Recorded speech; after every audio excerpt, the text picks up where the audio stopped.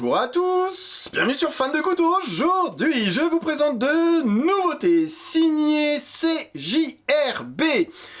Le modèle du dessus, le modèle Prado, le modèle jaune du dessous, le modèle Hectare.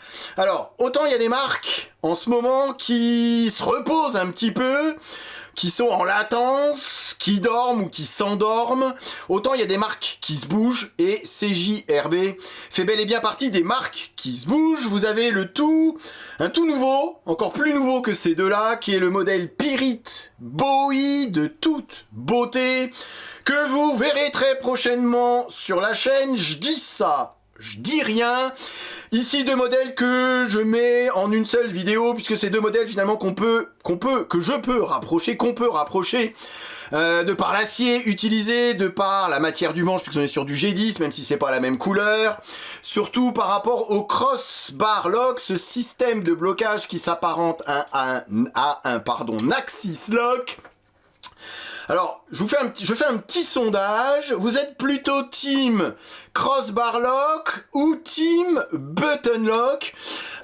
Honnêtement, j'ai du mal à choisir. Je me suis posé la question en me disant si je devais choisir entre ces deux locks, quel système je garderais, lequel aurait ma préférence, le button lock, comme sur le modèle Echo, comme sur ce modèle Frag, comme sur le modèle Cord, ou comme sur le fameux modèle Pyrite. Honnêtement, je sais pas. Mon cœur balance.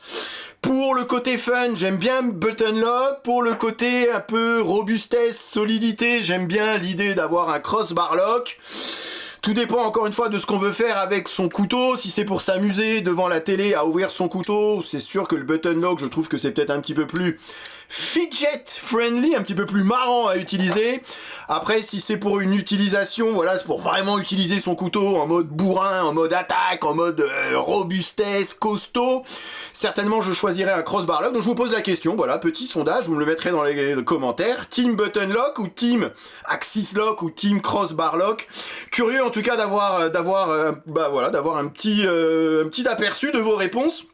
Et puis j'essaierai de répertorier tout ça, et dans une prochaine vidéo je vous ferai un petit rapport de sondage en vous donnant les proportions, s'il y a plus de button lock ou s'il y a plus de crossbar lock. Allez, rentrons dans le vif du sujet. J'en ai pas parlé, mais une autre grosse différence qu'il y a entre ces deux couteaux, c'est que celui du dessus, le modèle Prado, est dessiné, c'est designé, c'est signé Ray Laconico. Ray Laconico que vous connaissez, qui collabore avec nombre de marques, que j'aime beaucoup. Ray Laconico, c'est d'ailleurs lui qui était à l'origine, c'est marqué dessus, à l'origine du modèle Echo. J'aime parce que c'est des designs sobres, c'est des designs simples, ça reste des outils efficaces. Il y a quelque chose de sobre, il y a quelque chose... Alors élégant, je sais pas, mais de simplicité. Il sait fabriquer des couteaux, il nous présente souvent, que ça soit avec ses couteaux ou dans ses collaborations avec d'autres marques, des couteaux, je trouve, simples de conception, mais du coup des outils hyper efficaces, et c'est bel et bien ce qu'on recherche. Lorsqu'on parle couteau et lorsqu'on parle de ce genre de couteau, on reste bien évidemment sur des couteaux taille, couteaux de poche, même si vous allez voir que le modèle Prado est un poil plus grand, un poil plus encombrant que le modèle Hectare. C'est peut-être ça qui vous fera choisir l'un plutôt que l'autre, puisqu'en termes de conception, en termes de fabrication, même en termes de construction, on retrouve finalement les deux mêmes constructions sur ces deux couteaux. Donc un manche en G10, des platines en acier inoxydable copieusement ajourées sur les deux modèles afin de réduire le poids au maximum.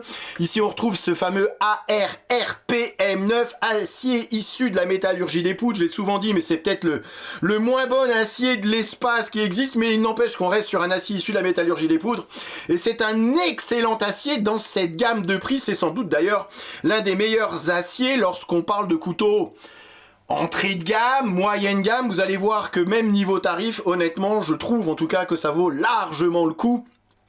par rapport aux matériaux, par rapport à cet acier, par rapport à ces JRB qui nous présentent toujours des couteaux très bien finis, des couteaux toujours fonctionnels. Il y a peut-être un petit peu moins de chichi chez CVV, c'est certain, surtout par rapport aux deux autres modèles que je vous ai présentés la semaine dernière. On reste sur des choses peut-être un petit peu plus utilitaires, un petit peu plus fonctionnelles. Un peu moins de chichi, mais tout aussi utilisable, voire même presque plus utilisable finalement que certains modèles que chez CVV. Je pense au Starflare avec cette lame droite qui, il est vrai, au quotidien, si je devais en choisir qu'un entre les deux, je choisirais plutôt un de ces modèles que le modèle Starflare, qui est certes très joli et original, mais sans doute un petit peu moins pratique pour une utilisation du quotidien. Donc on reste là véritablement sur des utilitaires. En anglais on dit des workers, c'est des couteaux qui sont faits pour travailler. Et j'ai d'ailleurs, je vous montre ça, voilà, pendant que je parle. J'ai d'ailleurs travaillé avec, je m'amuse toujours à faire 1 ou 2 services avec les petits couteaux de poche que je reçois. Ça me permet de voir un petit peu la qualité du tranchant, la finesse du tranchant, la prise en main, savoir si c'est des outils qui sont finalement adaptés à la préparation de nourriture, ce que je fais, vous le savez, majoritairement avec mes couteaux de poche, mais aussi un petit peu de découpage de carton. Voilà, quand je reçois des livraisons, je suis toujours amené à découper du carton, découper du scotch, découper du zip. Et donc voilà, le fait de l'avoir toujours dans la poche au travail, ça me permet vraiment de sentir et de voir un petit peu ce dont le couteau est capable. Et là véritablement on est sur 2 purs workers. La différence, comme je vous ai dit, ça va se faire au niveau de la taille. Après, si vous aimez Ray Laconico, forcément vous allez forcément taper sur le modèle Prado, puisque vous allez voir que l'écart de prix n'est pas non plus très significatif. La longueur, je parle, je vous ai pas donné la longueur. Ici, la longueur totale, c'est 21,6 cm. Donc, vous voyez, on est sur un grand couteau. Ici, c'est 18,7, donc on passe sous la barre des 19 cm. Donc, finalement, celui-ci était un petit peu plus EDC friendly, comme on dit. Ici, lame de 8 cm, lame ici 9,6, épaisseur 2,7, ici c'est 3,2. Le poids, 77 grammes sur le modèle Hectare, 97 grammes sur le modèle Prado. Et par rapport à la taille du couteau, par rapport à la taille de la lame, on n'est pas sur un couteau très lourd, on est même sur un couteau plutôt léger. Et c'est ce qui peut surprendre d'ailleurs quand on prend le couteau en main pour la première fois par rapport à sa taille. On se dit, tiens, c'est vrai qu'on est sur un couteau plutôt léger. Et ça, comme je vous ai dit, c'est dû à ces platines en acier ici qui ont été véritablement copieusement ajourées. Le G10 qui n'est pas une matière non plus excessivement lourde. Donc c'est vraiment ça la force de ce modèle Prado, c'est qu'on est sur un grand couteau qui reste extrêmement léger. Vous avez bien évidemment une différence par rapport à la forme de la lame, oui, autrement ça serait les mêmes couteaux. Ici on est sur une forme drop point, donc avec la pointe qui retombe. Ici on est sur une forme de lame clip point, et c'est sûr qu'il y a un petit peu plus d'esthétique, un peu plus de caractère, on va dire ça comme ça, sur le modèle Prado. Là en plus vous avez un semblant de faux finger choil qui ne sert pas à grand chose, alors qu'ici vous n'en avez pas. C'est vrai que ça sort un peu, je vous cacherai pas que ce modèle Prado sort un peu de ma barre psychologique, vous voyez, des 19 cm. On est sur un grand couteau, mais finalement assez fin, assez facilement transportable. On reste sur un grand couteau, mais facilement transportable grâce à ce poids. Et puis on a cette lame, cette forme de lame et cette capacité de coupe, ce tranchant presque un chouïa plus fin que sur le modèle Hectare. C'est ce que j'ai pu ressentir, en tout cas, j'ai pas été les mesurer, mais c'est ce que j'ai pu ressentir lors de mes petits tests de coupe sur la nourriture. J'ai vraiment retiré un petit peu plus de plaisir à travailler avec le modèle Prado que j'ai ressenti de plaisir à travailler avec le modèle Hectare. Ici on reste malgré tout sur un excellent couteau, mais plus typé, voilà, petit couteau de poche pour les petites tâches du quotidien. Ici, c'est certainement un petit peu plus capable avec le modèle Prado, puisqu'il y a un petit peu plus de taille de lame, donc un petit peu plus de portée sur la découpe d'aliments. Ça fait toujours plaisir d'avoir une lame qui avoisine les 10 cm. Roulement à billes céramique, bien évidemment, comme toujours, des couteaux extrêmement fluides, extrêmement sympas à utiliser. Ici, on n'a pas le bretelle ceinture qu'on peut retrouver sur d'autres modèles, comme ici par exemple où on a le trou avec le front flipper. Ça c'est plutôt pas mal. Par contre, faut pas avoir des gros pouces sur le modèle Hectare pour aller choper le trou et pouvoir ouvrir son couteau. Après, on peut toujours ouvrir son couteau en se servant du crossbar lock. Vous appuyez, vous tirez sur le crossbar lock et vous allez libérer la lame de son emplacement. Alors des détentes, c'est toujours ce qu'on peut reprocher finalement à ce Axis Lock, c'est que, vous voyez, c'est des détentes. Voilà, il n'y a pas une détente comme on peut retrouver par exemple sur un frame lock. C'est aussi peut-être une chose à savoir, alors que c'est vrai que sur les button lock d'aujourd'hui, les détentes sont parfaitement réglées.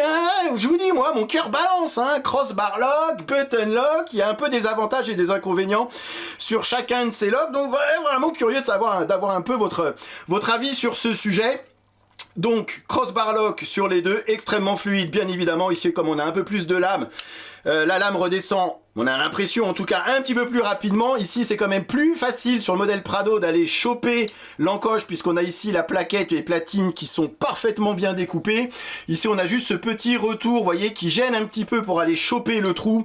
C'est peut-être la seule chose qui aurait à redire sur ce modèle Hectare. On est sur deux clips poche façon Deep Carry, même si le petit retour ici n'est pas fondu à l'intérieur de la plaquette, mais on est sur des clips réversibles, donc gaucher, droitier, se lock parfaitement également gaucher-droitier, ce qui n'est pas le cas sur le button lock, donc peut-être que nos amis gauchers seront plus proches d'un crossbar lock que d'un button lock, quoique j'en sais rien, je ne suis pas gaucher. Mais voilà, finalement deux couteaux assez similaires. Ici, bien évidemment, la grosse différence, donc ça va être sa taille et le fait que ça soit dessiné par Monsieur Ray Laconico. Je termine par le derrière. Ici, vous avez un trou pour y passer une dragonne, alors qu'ici, il n'y a pas de trou. Vous avez simplement ici un petit pin ajouré pour pouvoir y passer une dragonne. C'est un petit détail, mais je trouve que c'est un petit détail sympa. Voilà, ça sert pas forcément toujours, surtout moi, je ne mets pas de dragonne sur mes couteaux. Donc je trouve que c'est plutôt sympa d'avoir ici ce petit trou un peu caché. Si vous voulez en mettre une, vous avez toujours la possibilité de mettre une dragonne, mais si vous n'en mettez pas comme moi, du coup, voilà, ça ne dénature pas en tout cas le couteau, même si c'est vrai, il est vrai que c'est pas extrêmement gênant d'avoir un trou à l'arrière du couteau. On est habitué à ça sur la plupart des couteaux et sur la plupart des marques. Je terminerai par les tarifs et vous allez voir que même niveau tarif, c'est deux couteaux qui se touchent, qui se rapprochent, puisque le modèle Hectare coûte 60 € et le modèle Prado coûte 70 €.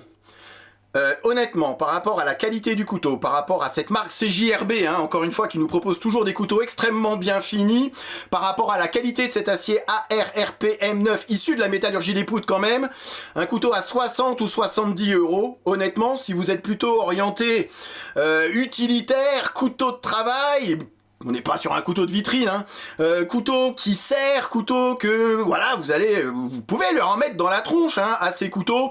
Et puis en plus, si vous êtes fan de Ray Laconico, honnêtement, je trouve que pour 10 balles de plus, optez pour le modèle Prado, je suis certain que vous ne serez pas déçus. Allez, je m'arrête ici.